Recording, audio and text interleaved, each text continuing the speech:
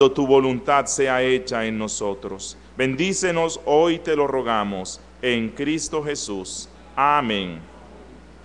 Mis hermanos pueden sentarse y vamos a estar en Hebreos capítulo 12, versículo 14.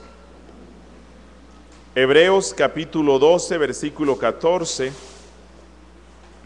donde la palabra del Señor nos dice: seguid la paz con todos y la santidad, sin la cual nadie verá al Señor.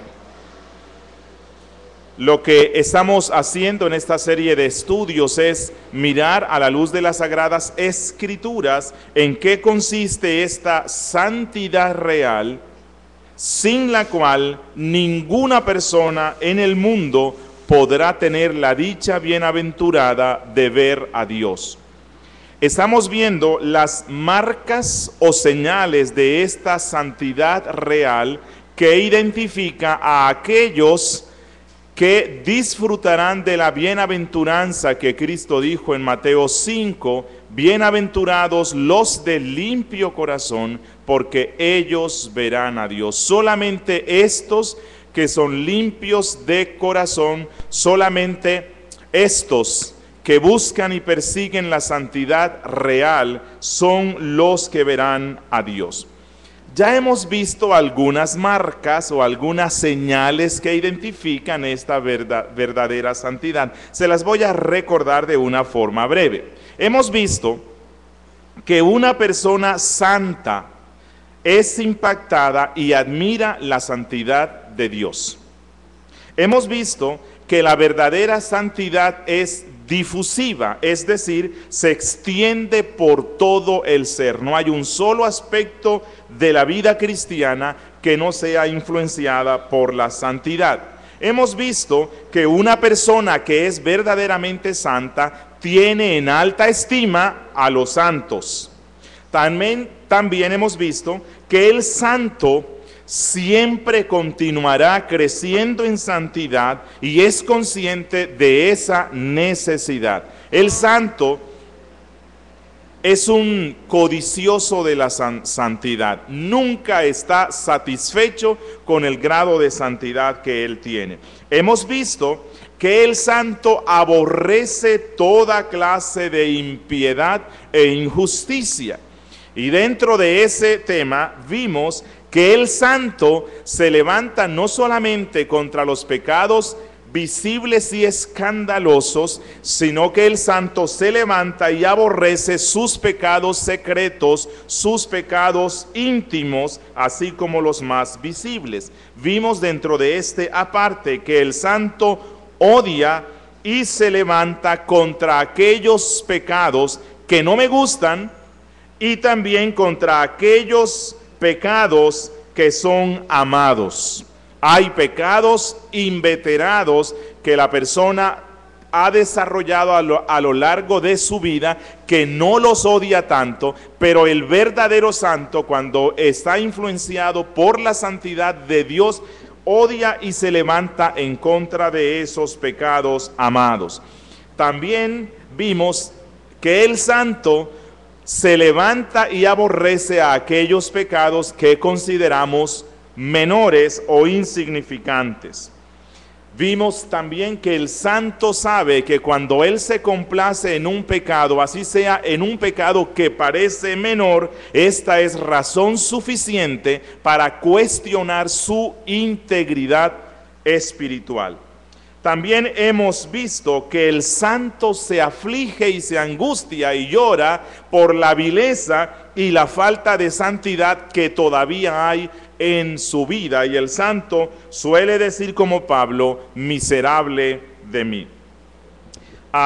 También vimos que la santidad real hace que en el creyente los deberes sagrados del alma sean algo natural y deleitoso. Hemos visto que donde hay verdadera santidad se ejercitará y desarrollará la justicia y la rectitud delante de los hombres. Y finalizamos estudiando que donde hay verdadera santidad, que el santo trabaja y se esfuerza por hacer que los demás y que los que le rodean sean santos. Hemos visto hartas cosas, ¿no? Y es posible que usted diga, bueno, ya esto es suficiente. Es posible que con lo que hemos visto hasta aquí, bueno, ya tenemos buena luz sobre lo que es la santidad de la que nuestro autor habla. Pero quiero ahondar un poquito más en el tema y hoy quiero hablar de 3 marcas más o 3 señales más que identifican a esta santidad real, sin la cual, dice el Espíritu Santo, nadie verá al Señor. Así que vamos a empezar viendo nuestra primera señal de hoy día. ¿Qué es la santidad real? O más bien, ¿cómo se manifiesta? ¿Qué caracteriza a los que tienen esta santidad? Bueno, la santidad real, y es lo primero que vamos a estar viendo hoy, la santidad real hace que el que la posea, que el que es santo, sea santo en el uso de las cosas mundanas o terrenales. El que tiene la verdadera santidad es santo no solamente en aquellos aspectos religiosos o espirituales, sino que es santo en la forma como utiliza las cosas terrenas o comunes. El apóstol Pablo en Tito capítulo 1 versículo 15 nos dice: todas las cosas son puras para los puros, mas para los corrompidos e incrédulos nada les es puro, pues hasta su mente y su conciencia están corrompidas. Es decir, el santo es santo en todos los aspectos de su vida. El santo es espiritual en el uso de las cosas mundanas. Cuando digo de las cosas mundanas, no estoy refiriéndome a lo pecaminoso, estoy refiriéndome a las cosas terrenales. El santo es celestial en el uso de las cosas terrenales.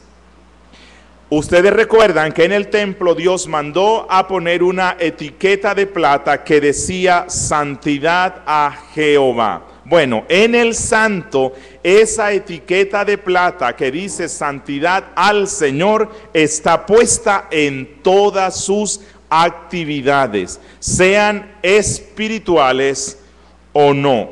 Es decir, para el que tiene la verdadera santidad, todas las cosas de su vida terrena son sagradas. El que tiene la verdadera santidad no vive en 2 esferas como enseña el catolicismo, en la esfera sagrada y en la esfera profana. Para el cristiano no hay nada, absolutamente nada que sea profano. Todo es sagrado y todo en la vida debe tener la etiqueta que dice santidad a Jehová. Miren, en el libro de Isaías, capítulo 23, Isaías 23, versículo 18, las Sagradas Escrituras están hablándonos acerca de la conversión de Tiro. Y nos dice que Tiro,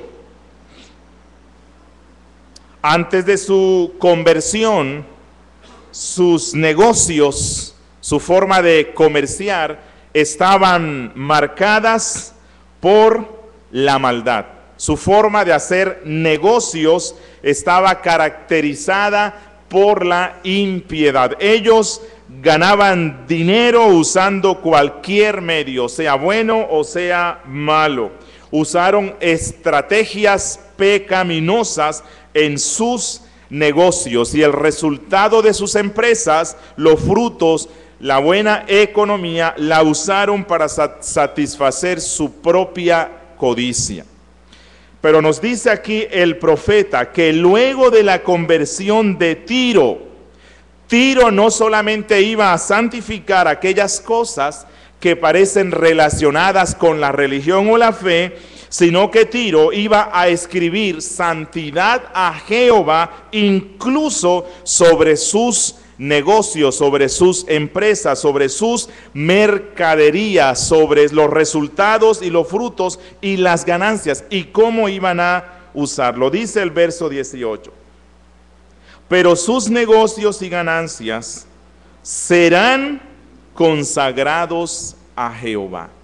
Es decir, la verdadera santidad nos lleva a poner esa etiqueta de plata sobre nuestra forma de negociar y sobre las ganancias. Dice, no se guardarán ni se atesorarán, porque sus ganancias serán para los que estuvieren delante de Jehová, para que coman hasta saciarse y vistan espléndidamente. Cuando dice los que están al frente de Jehová, se refieren al sumo sacerdote. Y ahora, el sumo sacerdote actual, ¿quién es? Es Cristo, de manera que el creyente también pone esa marca de plata sobre sus negocios y dice consagrado a Dios. No utilizará el fruto o el producto de sus empresas para satisfacer sus deseos egoístas, su orgullo, su lascivia, el lujo y la codicia, sino que la Biblia nos dice que luego de su conversión, el santo utilizará su dinero para el servicio al sumo sacerdote. No a los pastores, al sumo sacerdote, que es Cristo. Y el Nuevo Testamento nos muestra que también para ayudar a los más pobres y a los más necesitados. Es decir, cuando el corazón se vuelve santo, todas las cosas en esa persona se vuelven santos, incluyendo sus negocios y sus goces terrenos. Todo lo que disfruta en esta tierra debe ser santo y debe estar bañado por la santidad.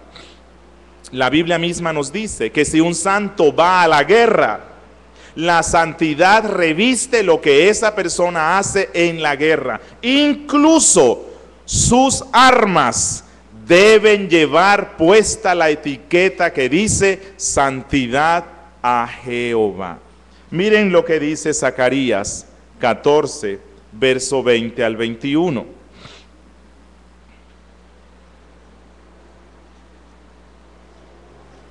Zacarías, capítulo 14, verso 20 al 21. Dice, en aquel día estará grabado sobre las campanillas de los caballos, y aquí está hablando de los caballos de guerra, va a estar escrito santidad a Jehová. Incluso las mujeres santas son santas en todo lo que hacen, incluso cuando están cocinando. Todo eso debe estar vestido de santidad. El texto dice, y toda olla en Jerusalén y Judá será consagrada a Jehová de los ejércitos. Ya nos damos cuenta de lo que es la verdadera santidad. No se trata de simplemente cuando venimos al culto. No se trata de aquellas cosas que están relacionadas con la fe o la religión. Tenemos que despojarnos de ese concepto perverso que heredamos del catolicismo romano. Muchas veces he dicho e insisto que una buena parte de los que hoy día se llaman evangélicos en el fondo siguen siendo católicos romanos, porque no han sufrido una transformación en la cosmovisión. No tienen una cosmovisión cristiana y no viven el cristianismo como realmente es. Hermana, incluso cuando vas a preparar la comida, todo eso debe estar revestido de la consagración a Jehová. Cada pedazo de la vida del cristiano, debe estar bañada por la fragancia de la santidad. Y en todos los aspectos de nuestra vida diaria, de nuestra vida común, deberá verse el poder de la verdadera religión. Ok, hermanos, ustedes recuerdan a Jacob, cuando iba por el desierto y Dios le dio un sueño y vio una escalera. Esa escalera se convirtió en el goce y el deleite de Jacob. Hermano y hermana, todas las comodidades que tú tienes en casa y todos los disfrutes que Dios te da en esta tierra deben estar tan bañados de la santidad que deben ser como esa escalera de Jacob que conecta tu alma con el cielo. Es decir, si un goce terreno no te hace más santo, abandónalo, porque no es un goce bueno. Incluso los disfrutes más insignificantes deben hacerte santo. Si tú miras a un hombre santo, vas a encontrar que todo en él es santo. Pero miremos a una persona impía, a una persona que solo tiene la santidad aparente. ¿Qué es lo que vamos a encontrar en esta persona? Un espíritu mundano en el usar las cosas terrenales. El que tiene la santidad aparente es mundano cuando está usando las cosas terrenales. Si vemos a una persona que tiene la santidad aparente fuera de la esfera de la iglesia, ¿qué vamos a encontrar? Vamos a encontrar a un terrenal usando cosas terrenales. Vamos a encontrar a un carnal usando las cosas carnales y comunes. Es decir, toda su religión, toda su santidad se limita a los deberes religiosos. Y si lo sacamos de la esfera religiosa, vamos a encontrar a un carnal, mundano, vano, necio y sucio hombre, un incrédulo realmente. Pero el que es santo, el que tiene la verdadera santidad, es santo en todo lugar. Si lo vemos fuera de la iglesia, vamos a encontrar a un santo. Si lo vemos en los negocios, encontraremos a un santo, a una persona que vive bajo el temor de Dios. Miren, un impío es carnal incluso al usar las cosas espirituales.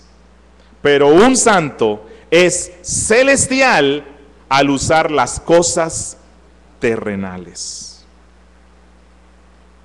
Segunda característica de la verdadera santidad que vamos a estar viendo hoy. Segunda característica. La verdadera santidad es conforme a la santidad de Cristo. La verdadera santidad es conforme a la santidad de Cristo. La santidad de Cristo es el primer patrón para la santidad del creyente. Escuchen lo que dice Juan en su primera carta, capítulo 4, versículo 17. Primera de Juan 4, 17, dice el apóstol: pues como Él es, así somos nosotros en este mundo. Ese es nuestro patrón de santidad. Miren, no hay una sola gracia que tuvo Cristo que no esté en el verdadero creyente. Repito, no hay una sola gracia que estuvo en Jesús que no esté hoy día en el verdadero creyente. Primera de Juan, allí en la misma carta, Primera de Juan, capítulo 2, versículo 6, dice el apóstol Juan: el que dice que permanece en Cristo debe andar como Él anduvo. Ese es nuestro patrón, muy alto, ¿no? Andar como anduvo Cristo. Y por allí hay muchos que se llaman creyentes, Por allí hay muchos que se llaman predestinados. Por allí hay muchos que se creen salvos, siempre salvos, que andan no como Cristo, sino como el diablo. Pero dice Juan que si alguien cree que está en Cristo, si alguien cree que es salvo, debe andar como anduvo Cristo. ¿Y cómo anduvo Cristo? En una vida de completa santidad. Es por eso que la Biblia, en la Biblia a la santificación se le llama la formación de Cristo en el alma. Miren lo que dice Gálatas 4:19.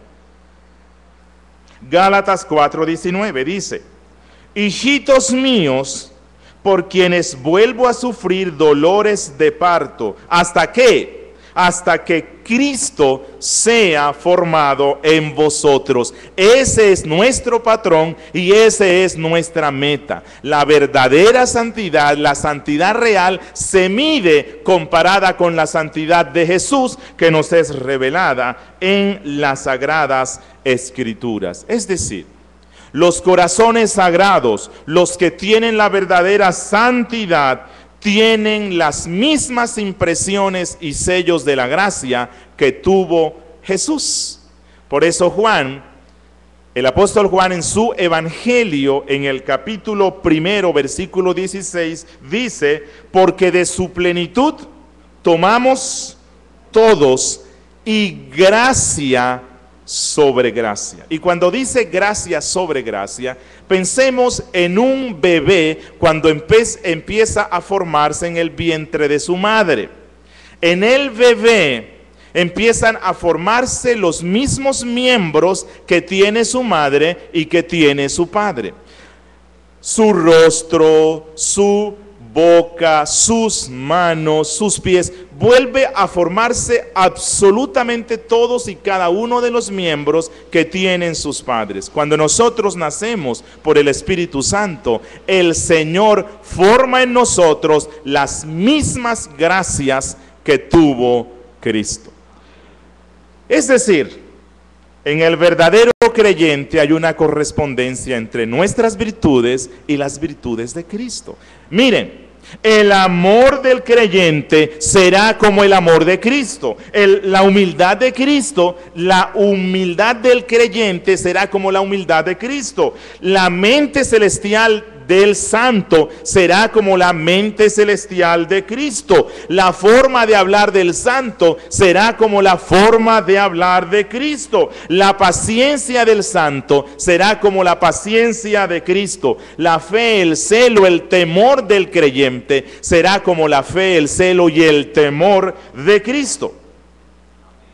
Obviamente, no serán iguales en grado y cantidad, porque Cristo era perfecto, pero la meta es llegar a ser como Cristo. Pero en el verdadero creyente ya ha sido impreso, ya está allí, ya hay una nueva genética, hay algo nuevo que el Espíritu Santo ha puesto, y el Señor ha puesto en nosotros las manos de Cristo, la boca de Cristo, el corazón de Cristo, el pensamiento de Cristo.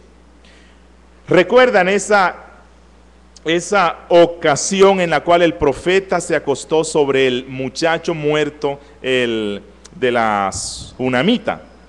Que la Biblia nos dice que él puso las manos sobre las manos del niño, su boca sobre la boca de Cristo, y todo sobre equivalente al cuerpo del niño. Bueno, eso es lo que Cristo ha hecho en nosotros.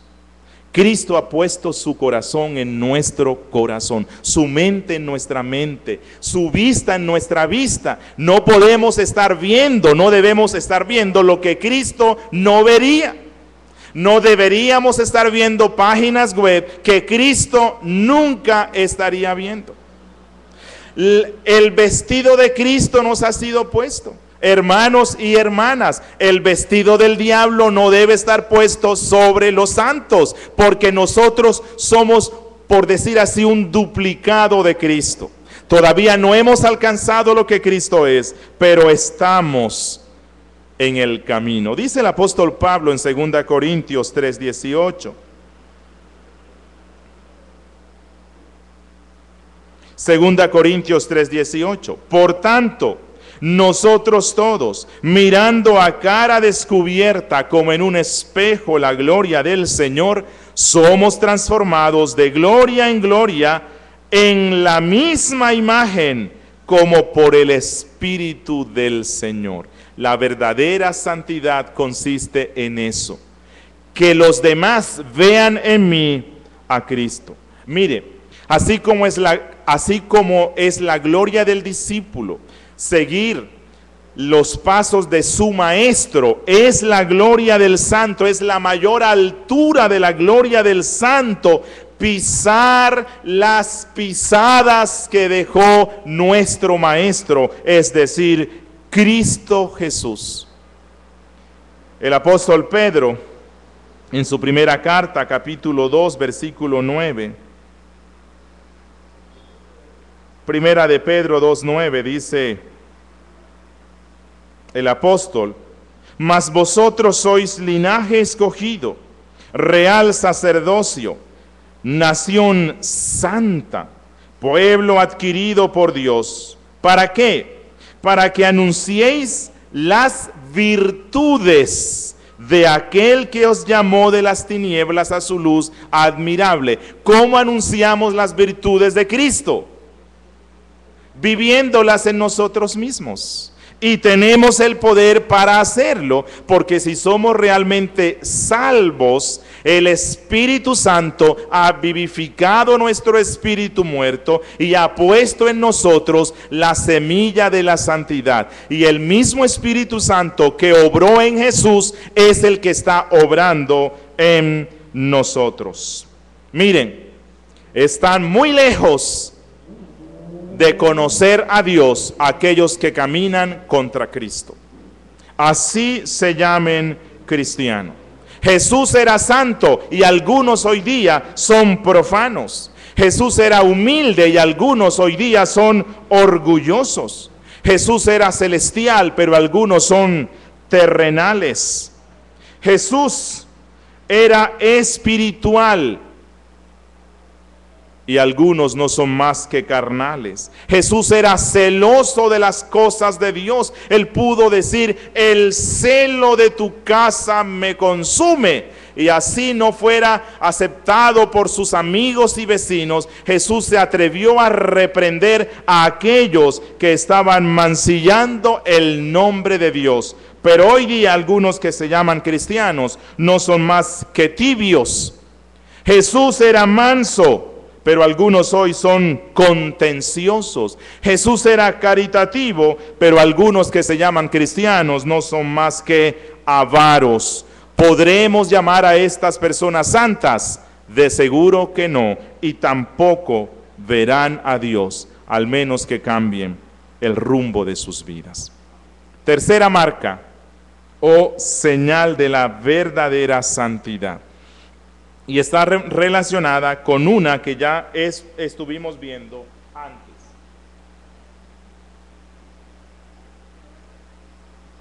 La tercera es esta: el que tiene la verdadera santidad no solo se entristece y lamenta por sus propios pecados, como ya lo estuvimos viendo, sino que el que tiene la verdadera santidad se aflige por la falta de santidad de los demás.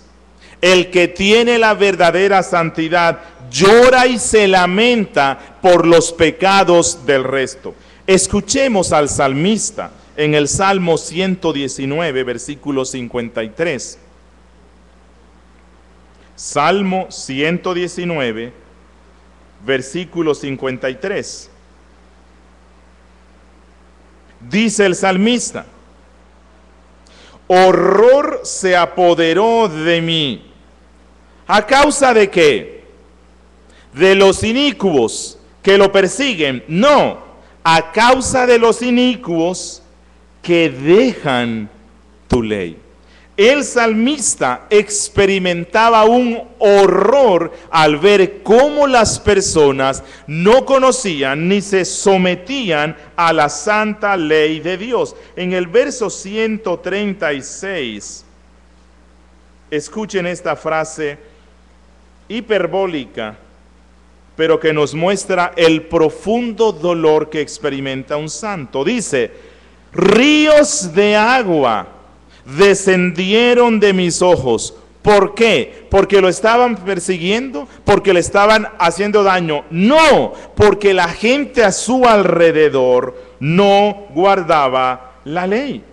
Y en el verso 158 dice: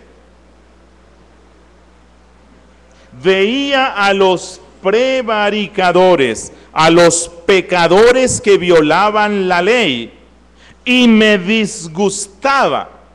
No se disgustaba porque le causaran daño a él, se disgustaba porque no guardaban las palabras de Dios. Hermanos, una marca del santo es que el santo experimenta aflicción y dolor al ver los pecados de la generación en la cual él vive. Mire, el profeta Jeremías, que también era un santo, expresó este gran dolor y aflicción al ver el pecado de su pueblo. Escuchen lo que él dice en Jeremías capítulo 9, versículos 1 al 3. Jeremías 9, 1 al 3. Dice él: oh, si mi cabeza se hiciese aguas y mis ojos fuentes de lágrimas, para que llore día y noche los muertos de la hija de mi pueblo. Oh, quien me diese en el desierto un albergue de caminantes, para que dejase a mi pueblo y de ellos me apartase. Y usando un poco el estilo de un pastor que nos visitó, preguntemos: Jeremías, ¿por qué estás llorando? ¿Por qué estás hablando así? ¿Cuál es la causa de ese lamento profundo? ¿Por qué deseas tener una fuente inagotable de lágrimas que te permita llorar sin cesar? ¿Por qué prefieres habitar en el desierto en medio de las bestias salvajes y no en medio de tu propio pueblo? Y él nos responde: porque todos ellos son adúlteros, congregación de prevaricadores.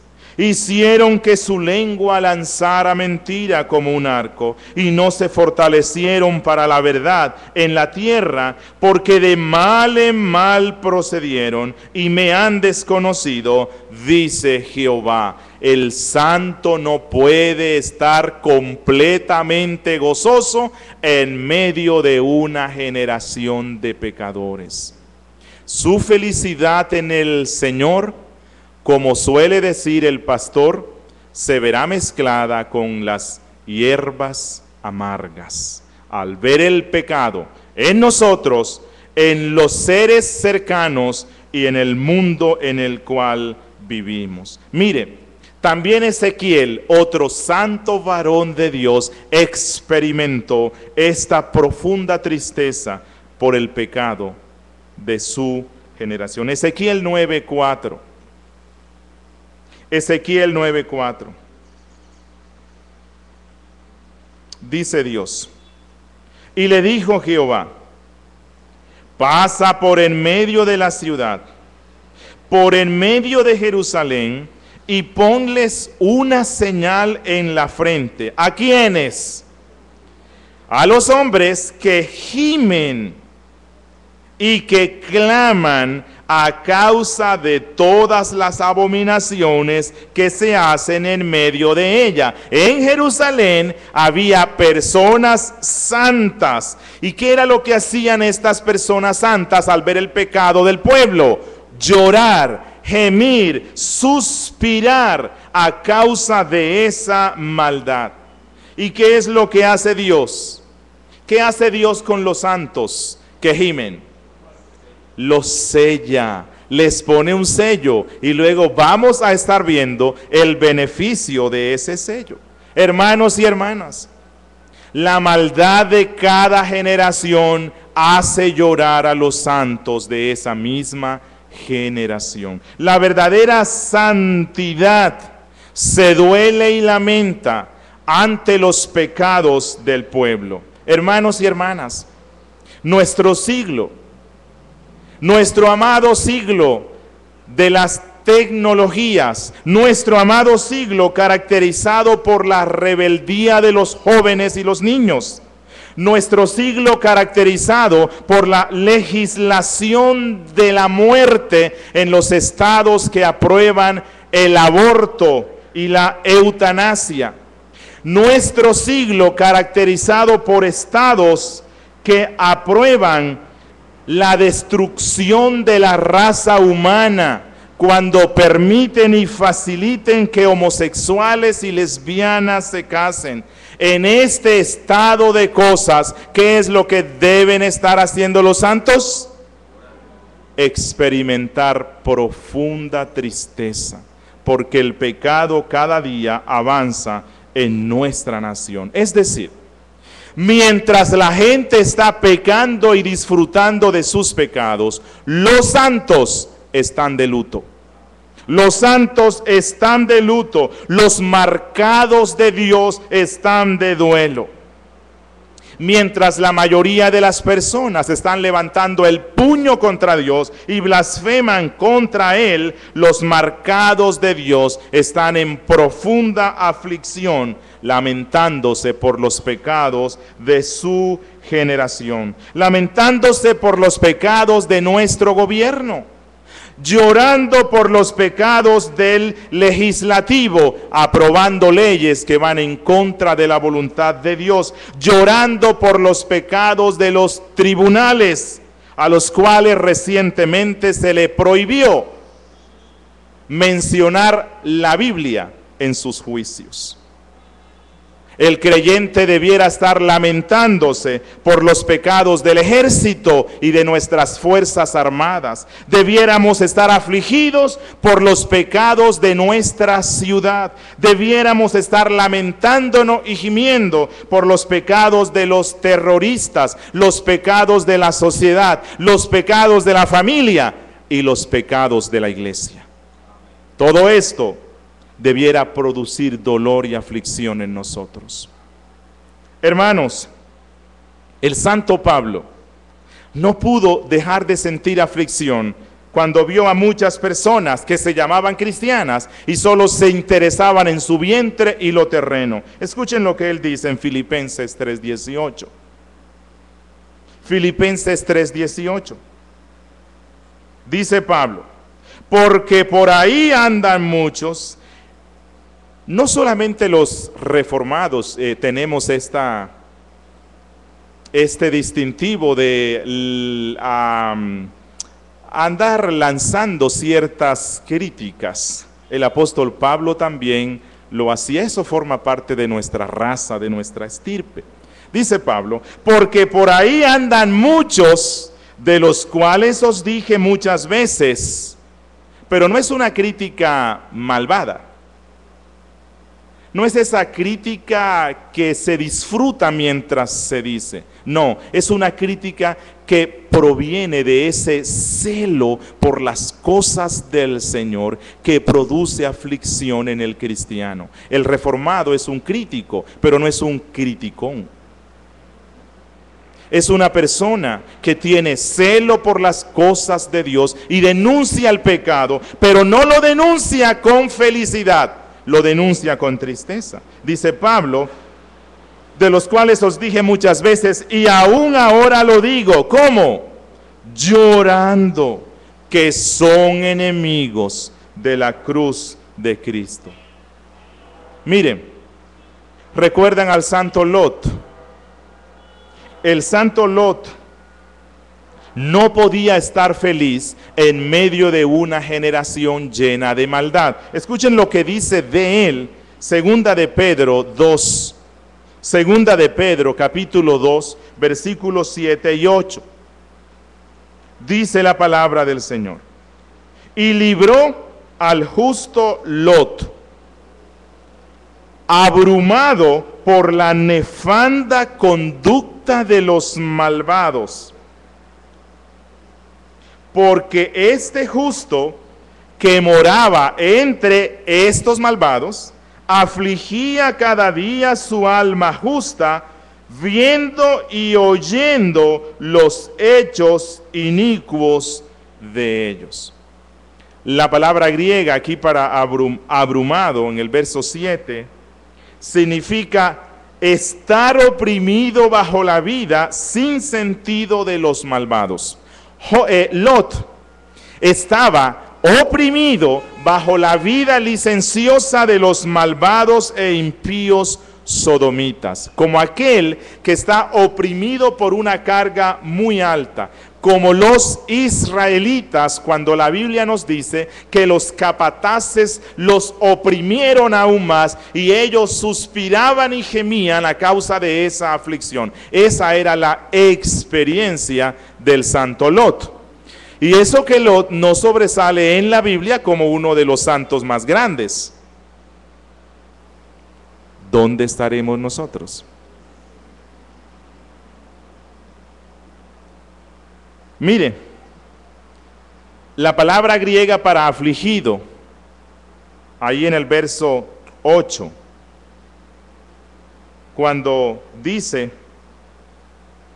que él afligía cada día su alma, esa palabra griega significa ser torturado, ser atormentado. Es decir, la maldad del impío atormenta al alma justa, no porque el impío le esté haciendo daño.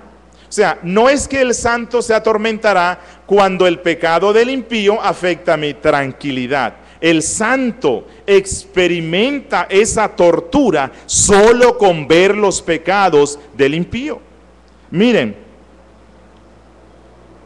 cuando nosotros vemos a la prostituta que hace todo por llamar la atención de hombres voluptuosos, cuando vemos a las muchachas que visten como rameras, cuando vemos a los niños deshonrando a sus padres al desobedecerle, cuando vemos al conductor que irrespeta las señales de tránsito, cuando vemos al político corrupto, y aquí sí que tenemos muchos, cuando vemos al empresario tramposo, cuando vemos al asesino, cuando vemos al predicador que usa la fe para obtener ganancias personales, cuando vemos al falso profeta enseñar sus doctrinas erróneas, cuando vemos a creyentes que viven como mundanos, ¿cuál debe ser la actitud de nuestro corazón?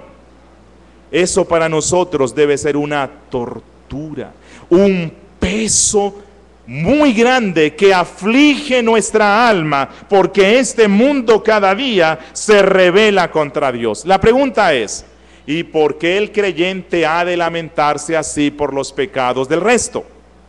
¿Por qué hemos de lamentarnos así por los pecados de los demás? Vamos a estar viendo de manera breve algunas razones por las cuales debemos afligir nuestra alma al ver el pecado del resto.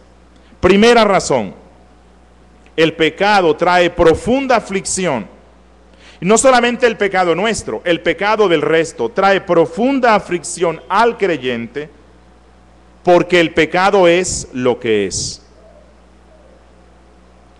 Por lo que es el pecado, por la malvada naturaleza que tiene el pecado. ¿Y qué es el pecado? Es violación de la santa ley de Dios. El pecado es una deshonra para el Dios santo. Y pudiéramos aceptar, y hasta no nos debe afectar mucho que nos deshonren a nosotros, pero debe causar profunda aflicción y celo el que deshonren el nombre de Dios. Hermanos y hermanas, aquí abro paréntesis. Ustedes saben que uno de los mandamientos de la ley de Dios dice que no debemos usar su nombre en vano. El tercer mandamiento: no usarás el nombre de Jehová tu Dios en vano. Los judíos eran tan celosos por el nombre santo de Dios que se fueron al extremo de nunca pronunciarlos. Los cristianos hoy, con una santidad muy pobre, que algunos ni siquiera conocen qué dice el tercer mandamiento de la santa ley de Dios, usan el nombre de Dios de cualquier forma. Y a veces escucho a algunos cristianos que se congregan aquí con nosotros,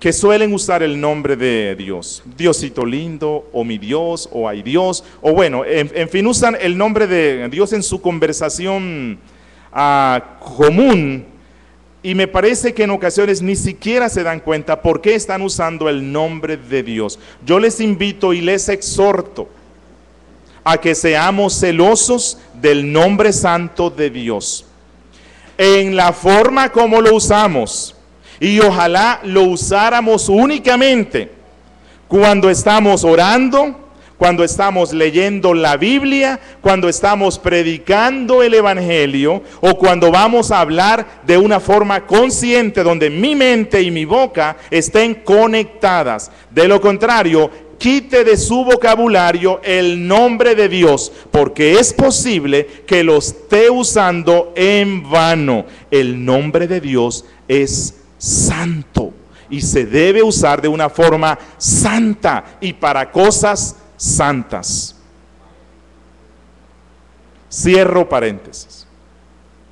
Hay un celo que debemos cultivar como creyentes cuando vemos que el nombre de Dios los impíos lo están usando en vano. No sé cuántos de vez en cuando ven algunos programas de chistes en la televisión. Mire, que hagan burla de los costeños me molesta un poco, pero no tanto. Pero que usen el nombre de Dios en un chiste, eso es indignante. El cristiano debiera sentir un profundo dolor y rechazo y apagar el televisor inmediatamente y nunca más ver esa clase de programas donde usan el nombre de Dios de cualquier forma. Incluso cuando usted converse con las personas, así sean impíos en la calle, y vea que usan el nombre de Dios, hay que decirles, cuidado, porque Dios no tendrá por inocente al que tomare su nombre en vano. Debemos tener un celo santo por las cosas de Dios. 1 Timoteo 5:22. 1 Timoteo 5:22 dice Pablo: no impongas con ligereza las manos a ninguno. Aquí habla de la ordenación. Pablo dice a Timoteo, no ordenes ligeramente a una persona nueva en la fe, ni participes en pecados ajenos, consérvate puro. Lo que este texto y otros textos nos dejan ver es la segunda razón que quiero dar de por qué nosotros nos afligimos por el pecado del resto. Porque esa santa aflicción es la mejor manera de mantenernos puros frente a esos pecados. La mejor manera de mantenernos puros frente a los pecados del resto es gemir, lamentarnos y experimentar profundo dolor por esos pecados. A los chicos que están aquí, es posible que tú tengas un compañerito que sea mentiroso o un compañerito que tenga malas mañas. Es posible que tú no seas muy amigo de ese compañerito. Bueno, y tienes razones para alejarte, pero no solamente debe ser eso. La Biblia te manda a que tú sientas aflicción al ver a ese compañerito que la mentira lo ha vuelto una costumbre en sus labios. No solamente es decir, es que ese es un mentiroso, sino sentir profundo dolor y venir a la presencia de Dios derramando lágrimas en el corazón a causa de ese compañero mentiroso. Si tú haces eso, tú no serás mentiroso. Y lo mismo, si nosotros nos afligimos por los pecados que invaden a nuestros vecinos, a nuestros familiares, a nuestra sociedad, nosotros mismos seremos librados de esos pecados que causan aflicción. Por decir así, debemos cultivar en nosotros una santa aflicción. Mire, No debiera pasar un solo día en el cual vemos los noticieros de televisión sin que ellos nos lleven a experimentar aflicción por todo el pecado que hay en nuestra patria. No se te olvide esto. El que llora por los pecados de los demás rara vez se contamina con esos mismos pecados. Hermana, no venga donde los pastores a decirnos, ay hermanos, estoy desesperado porque es que la hermanita tal es una chismosa impresionante. Estoy aterrado de lo chismosa que ella es. Bueno, mire, la mejor forma de matar ese pecado es que usted llore y se lamente por el chisme de esa hermana. No lo convierta en una murmuración porque usted también se vuelve chismosa.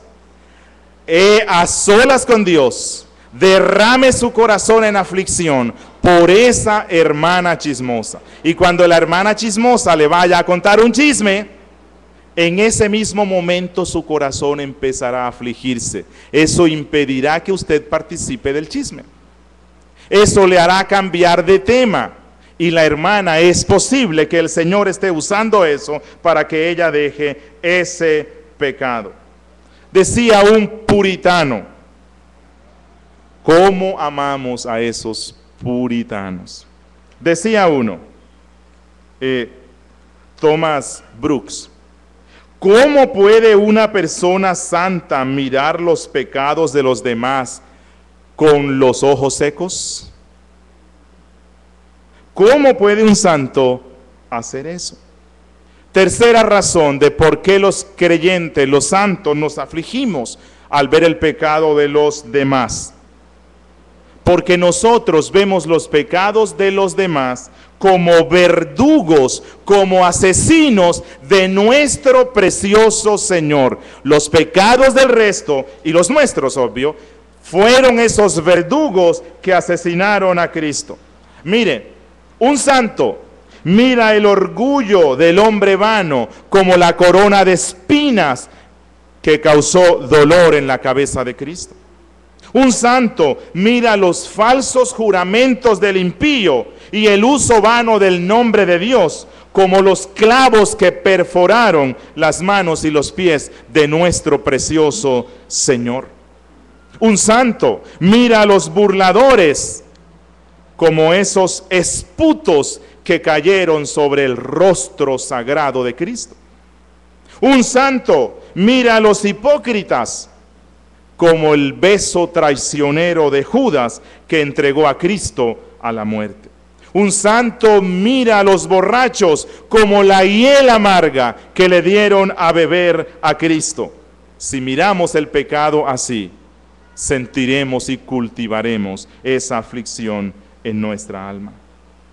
Una cuarta razón por la cual el cristiano se aflige con los pecados de los demás es porque el santo sabe que el luto y la aflicción por los pecados de los demás puede ser un instrumento para alejar la ira de Dios. Repito, el santo cuando lee la Biblia sabe que el dolor, el luto y la aflicción y las lágrimas de los santos pueden ser instrumentos para que Dios aleje su ira de una nación. ¿Recuerdan al santo Moisés? ¿Saben ustedes cuántas veces Moisés derramó sus lágrimas para calmar la ira de un Dios enojado? Mire, no solamente Dios puede usar nuestra aflicción para alejar o atrasar el derramamiento de sus juicios, sino que aquellos que se afligen por los pecados de su sociedad serán librados de las calamidades comunes que Dios envía a causa de esos pecados. Recuerdan que en el texto que estuvimos viendo, Dios mandó a que pusieran un sello sobre los santos que se afligen y que lloran por los pecados del pueblo. A estos santos Dios en muchas ocasiones los preserva de sus juicios. Escuchen lo que dice Isaías 26:20. Isaías 26, 20 al 21. Dice la palabra del Señor. Anda, pueblo mío. Aquí él habla a sus amados, a los sellados. Anda, pueblo mío, entra en tus aposentos, cierra tras ti tus puertas, escóndete un poquito por un momento, en tanto que pasa la indignación, porque he aquí que Jehová sale de su lugar para castigar al morador de la tierra. ¿Por qué castiga Dios a los moradores de la tierra? Por su maldad contra él. Y la tierra descubrirá la sangre derramada. Y en Colombia sí que se ha derramado muchísima sangre. Y no encubrirá ya más sus muertos. ¿Quiénes son estos a los cuales Dios los guarda en sus recámaras y les dice: los protegeré de mi ira? A los que se afligen, lloran y lamentan por los pecados del pueblo. Mire, cuando una casa se incendia, el padre de familia, ¿qué es lo primero que intenta salvar? A su esposa, a sus hijos y a sus joyas. Dios, cuando envía sus juicios, a los primeros que protege son a sus joyas, a sus hijos, a aquellos que se lamentan y afligen por los pecados del pueblo. Mire, el llanto y la aflicción y ese gemido en muchas ocasiones es la mejor oración que llega al trono de la gracia. La historia nos dice que Agustín en una oportunidad fue a visitar a un enfermo muy grave.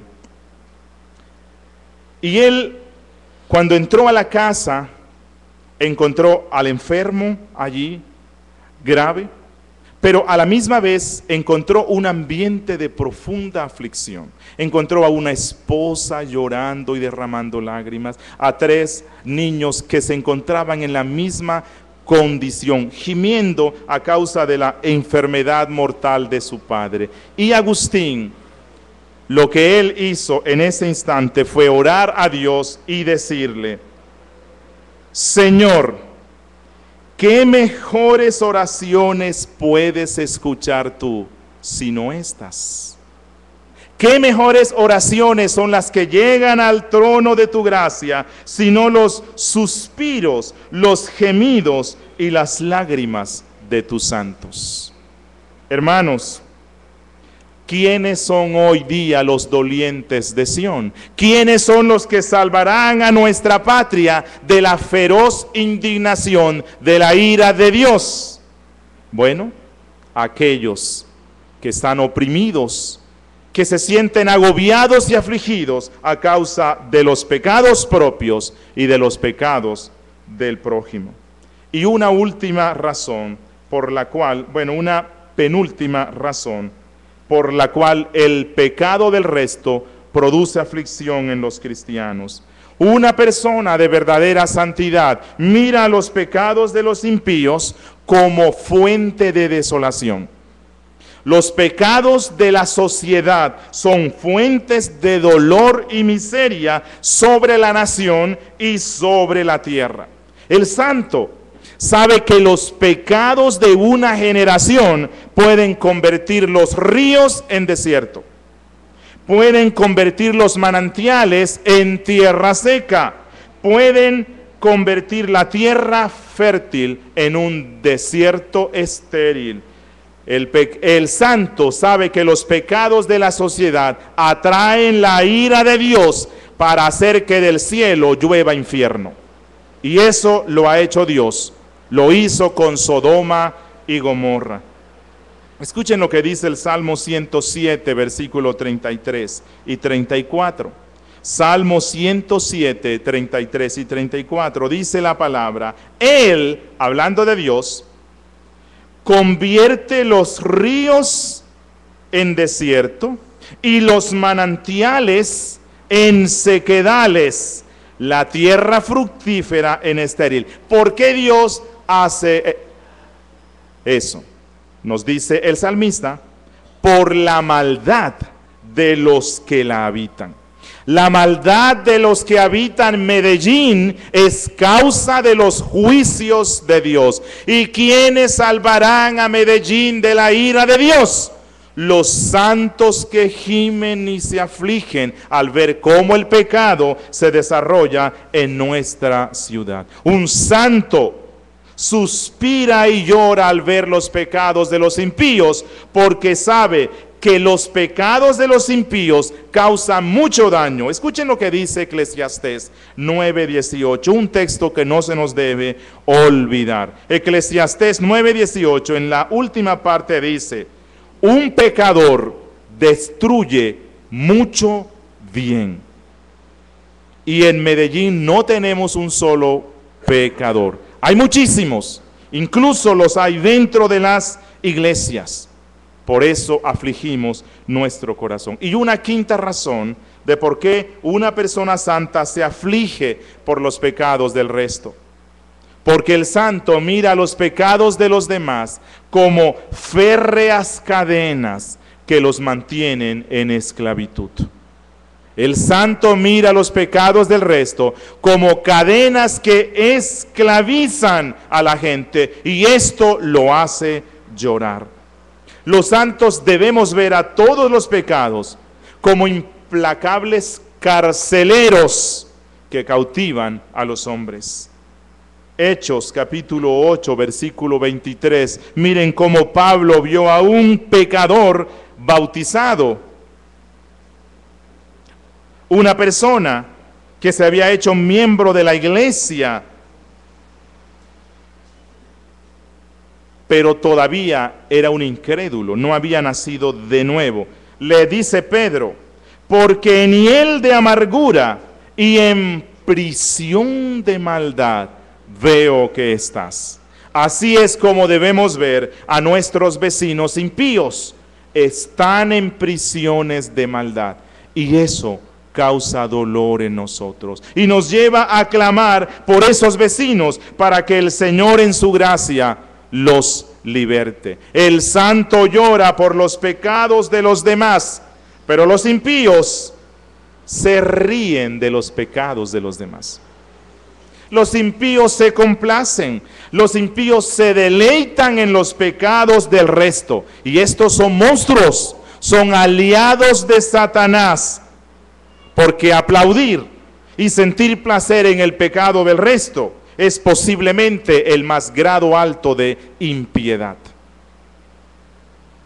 Por eso un cristiano jamás se ríe de un chiste de doble sentido, una truhanería. Un chiste de doble sentido en el cristiano produce que agache la cabeza de dolor y tristeza, pero jamás participará de ese pecado. ¿Y qué pasa con los que tienen la santidad aparente? Bueno, los que tienen la santidad aparente intentan atraer a las personas a la santidad, intentan mostrarles su pecado, pero siendo que ellos no son realmente santos, solo se limitan a condenar el pecado en el resto. El que tiene la santidad aparente, es decir, el fariseo, se deleita y se goza en condenar el pecado de los demás, pero dentro de su corazón no hay dolor. En su corazón no hay aflicción, y esta es la diferencia que hay entre el reformado bíblico y el reformado fariseo. El reformado fariseo, así como el reformado bíblico, condena el pecado, es un crítico. Pero el que es reformado fariseo, que no tiene la santidad real, no lo dice con dolor en su corazón. No experimenta aflicción cuando condena los pecados del resto. Mientras que el que tiene la santidad aparente insulta a los hombres por los demás pecados, mas nunca gime por los pecados del resto. Ellos podrán reprochar los pecados de los demás, pero no tienen la capacidad ni la voluntad para lamentarse, llorar y entristecerse por ellos. Y lastimosamente nuestra generación está invadido de esta clase de pseudo santos. Así que recordemos, Una marca de la verdadera santidad que debemos cultivar es el lamento y la tristeza por nuestros pecados y por los pecados del resto. Preguntas e inquietudes.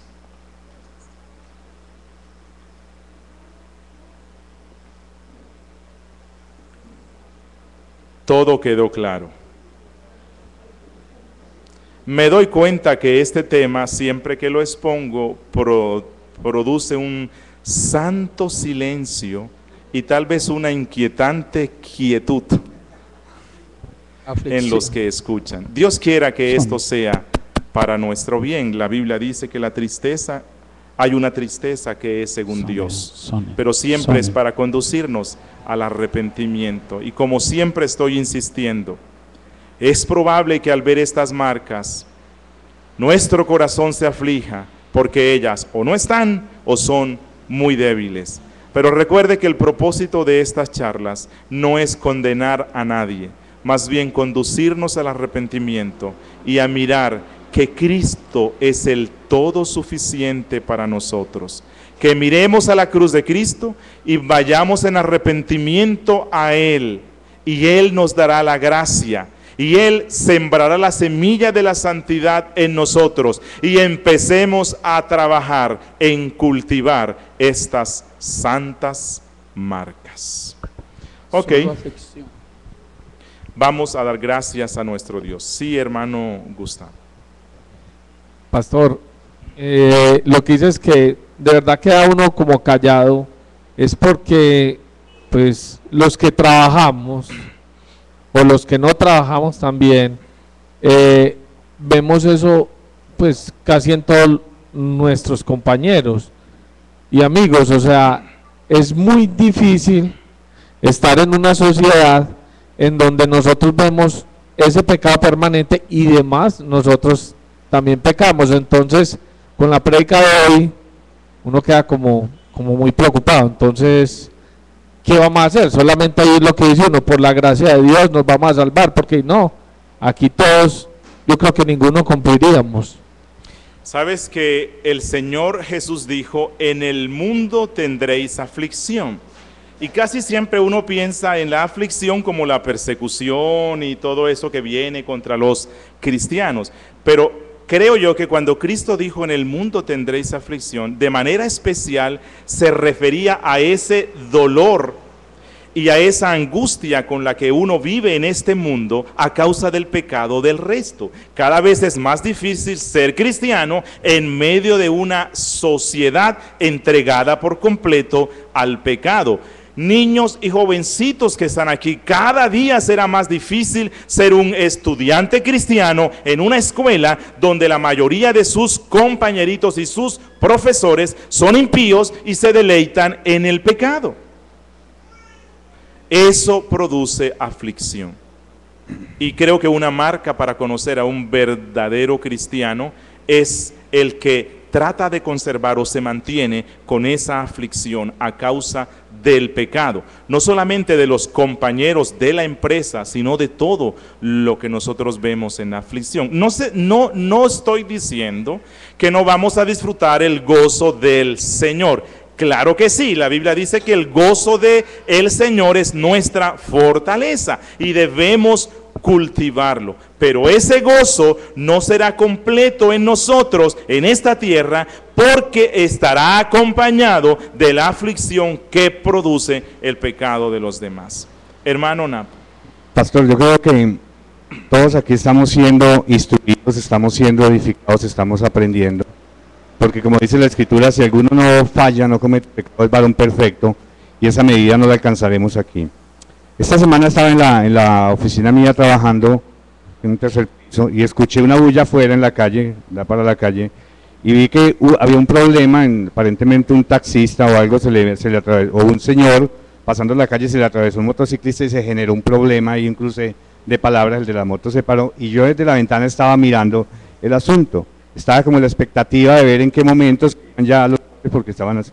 Y en ese momento, efecto de todo lo que el Señor ha venido hablándonos a través de estos temas de la santidad, fui como reprendido por el Espíritu Santo porque estaba pensando en la misma actitud de las otras personas que se hacen alrededor de alguien.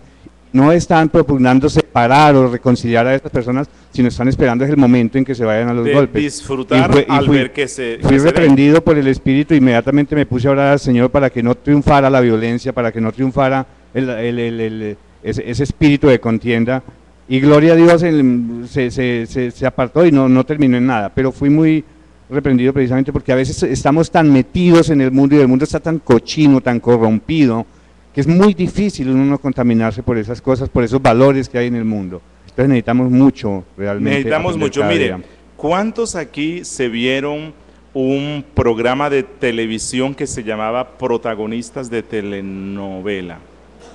¿Cuántos están viendo? Creo que están dando ahora uno que se llama, ¿cómo es? Parecido.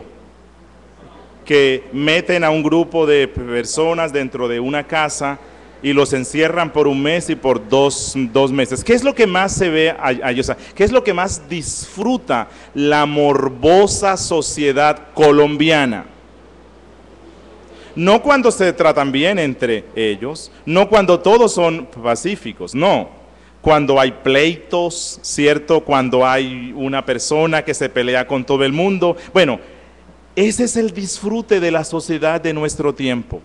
Y escuche, cristiano, cuando tú y yo participamos y vemos ese tipo de espectáculos en la televisión, estamos avalando lo que hacían los romanos en el circo, no con los impíos que llevan a protagonistas de telenovela, sino con los cristianos. ¿Cuál era la tarde de domingo, el disfrute de la tarde de domingo de los romanos? Irse al circo a ver cómo los leones despedazaban a nuestros hermanos en la fe. Cuando nosotros vemos ese tipo de espectáculos en la televisión, aunque ellos son impíos, en cierta forma estamos avalando esa forma de disfrutar que tenían los romanos. El circo cambió por la televisión, pero sigue siendo el mismo principio. Nuestra sociedad, que se jacta de ser civilizada, sigue siendo tan bárbara como estos romanos. Y lo sorprendente es que algunos cristianos participamos de eso. Última participación. Pastor y hermanos, al escuchar la disertación que tú has hecho, obviamente todos quedamos contritos en nuestros corazones, porque nuestro nivel de afligirnos, de llanto por el pecado que hay afuera y lo que vemos es muy bajo, y es bueno que hoy estemos así, viendo que no tenemos esta marca bien desarrollada. Pero también existen algunos hermanos que sí la tienen, y con alguna frecuencia como pastor soy llamado y atiendo a hermanos que están llorando por el pecado de otros. Y la palabra de Dios dice: bienaventurados los que lloran, porque ellos serán consolados. Amén. Entonces, cuando caemos en este llanto, que es la marca correcta, tampoco debemos caer en el desespero, tampoco debemos irnos a sentirnos desahuciados y totalmente destrozados, porque la bienaventuranza completa es: bienaventurados los que lloran, porque ellos serán consolados. Entonces, cuando esta marca se active mucho en nosotros y estemos llorando constantemente, no debemos quedarnos en el llanto, sino recibir el consuelo de la cruz, y con el consuelo que Dios da, que obviamente será perfecto cuando muramos, pero tampoco, pues yo quiero dar esta nota como una nota de equilibrio, porque cuando esto se active en nosotros, no nos podemos quedar ahí destrozados, sino que tenemos que recibir el consuelo del Señor. Amén. Y recibimos el consuelo y volvemos nuevamente a afligirnos. Y somos consolados y otra vez nos afligimos. Es un círculo, pero eso nos va haciendo cada vez más santos. Porque si me aflijo por los pecados, como hemos visto, bueno, hay varias participaciones, pero el tiempo se nos fue. A ver, última participación. No, o sea, lo mío es como también un aporte, y con respecto a lo que el pastor Sergio estaba hablando, como que me quitó unas palabras, pero lo que yo iba a decir es que nosotros los creyentes debemos dejar de estar tan prevenidos cuando a nosotros nos exhortan o cuando un hermano nos dice que nos falta santidad. Yo lo digo por mi experiencia propia. debemos dejar de estar tan prevenidos, porque es que siempre estamos pensando es que nos están juzgando, y realmente cuando a nosotros nos aman los hermanos, lo que más quieren es que andemos en santidad. Entonces yo lo he experimentado. Entonces, independientemente de quién nos lo diga, o sea, no tiene que ser a toda hora el pastor quien nos esté aconsejando o quien nos esté diciendo que debemos estar creciendo en santidad, es porque el hermano nos ama y realmente le duele en la situación en que nosotros estamos. Entonces debemos de estar agradecidos con el Señor y dejar de estar tan prevenidos pensando en el que es que nos están juzgando. No, es la gracia del Señor que pone en el corazón de esas personas que vea que nosotros estamos mal y que Él lo que quiere es que vivamos esa santidad. Entonces era eso. Gracias, Janet. Ok, sé que están otros que quieren participar, pero el tiempo se nos fue. Vamos a continuar en la próxima sesión. Voy a dar más oportunidades para sus inquietudes. Demos gracias al Señor y terminemos así. Bendito Dios, Santo Padre, gracias por tu palabra, por todos estos textos que hemos visto hoy. Por todas estas exhortaciones, Señor, estas amonestaciones que tu palabra nos hace. Como decía el pastor Sergio, nuestro corazón queda afligido porque vemos que nuestra capacidad para dolernos y lamentarnos por el pecado del resto aún es muy pobre, aún es muy débil, Señor. Antes prácticamente rayamos en esa permisividad, Señor, y en esa aprobación con nuestro silencio de los pecados de nuestra sociedad. Te ruego, Señor, que nos perdones, que perdones esa falta de indignación hacia el mal, esa falta de identificación, Señor, con Cristo, quien sufrió a causa del pecado que hay en el mundo. Permite, Dios, que cultivemos esta gracia santa en nosotros, pero también, Señor, que confiemos y dependamos de ti únicamente, porque, Señor, definitivamente este mundo está bajo tu control, así nos parezca un mundo loco y que el pecado cada día se desarrolla más.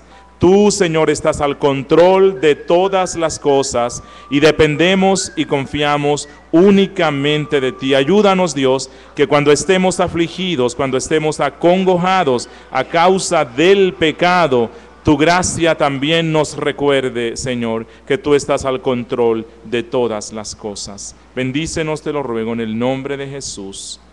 Amén.